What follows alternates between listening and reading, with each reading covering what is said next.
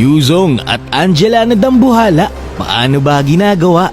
Farsa na nakakapasok sa tore ng kalaban dahil ang inaatake ay ang ibon niya. Fanny na nagte-teleport habang nagkikable. Hindi lahat ng napapanood nyo sa internet ay totoo. Kaya naman alamin natin kung ito ba'y fact or fake. Pero syempre bagong lahat, kung di ka pa nakafollow sa aking page, baka naman. Nung nakaraan, napanood ko itong videong ito kay Sierra. Shoutout sa'yo. Inaatake ng tore yung ibon niya, kaya naman nakakalakad siya ng mapayapa dito. Naisip ko, ang daya nun ah. Kaya naman sinubukan ko, kaso hindi ko magawa. Pero nung nagtry ako ng may yin na kalaban, kasi dun sa video meron siyang yin na kalaban. So nagpa-ulti lang ako. At after kong makalabas sa kanyang ultimate, pumunta na ako doon sa tore para subukan. At ayun nga, inaatake nga ng tore yung ibon ni Farsa. Para sa akin hindi ito big deal. Kasi magagawa mo lang naman ito kapag may yin na kalaban at kung makakalabas ka ng buhay sa ultimate ni yin. Kapag nag-skill ka sa kalaban, aatake yung ibon mo at aatakihin ka ng tore. Pero kapag lumabas ka at pumasok ulit, magagawa mo ulit yung bug. Kailangan pa rin itong ma-fix ni Munton.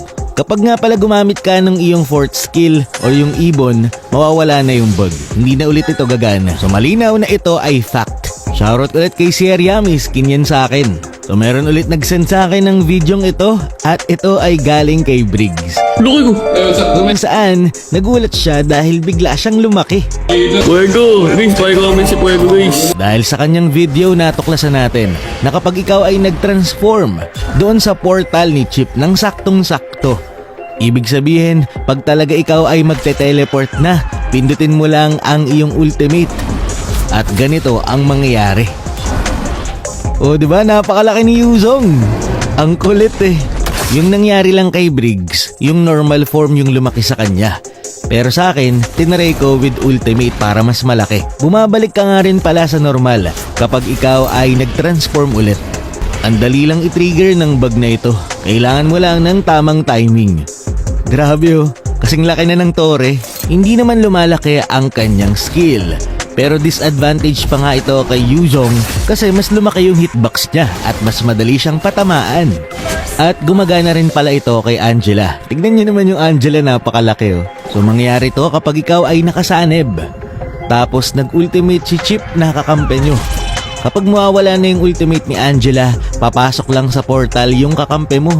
At paglabas nyo doon, malaki na si Angela. Tignan mo naman kung gaano kalaki yung Angela na yan kumpara sa normal. Dambuhala eh. Ewan ko na lang kung hindi ka pa matakot dyan.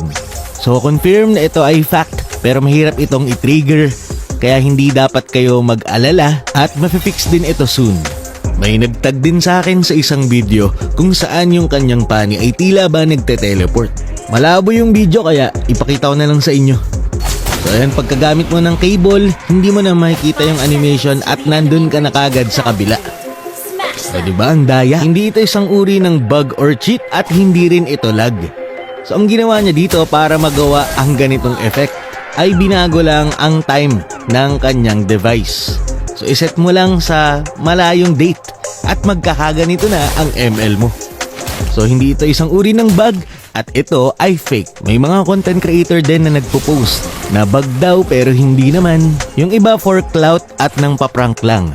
So yung iba for fun lang. So kanya-kanyang trip yan pero ikaw bilang viewer, kapag yung video ay nakakrop, tapos hindi naka-replay, naka-unleash skill, yung kalaban or yung kakampi, niya na matagal yung invi, nang one hit ng kalaban, creators camp yan. Pero yun nga, kanya-kanyang trip yan sa pagko-content, kaya wala tayong magagawa. Sinagot ko lang yung tanong ng mga viewers na nagtatag sa akin kung Kuya Puego, totoo ba to? Yun lang for this video. Maraming salamat sa panonood and to God be the glory.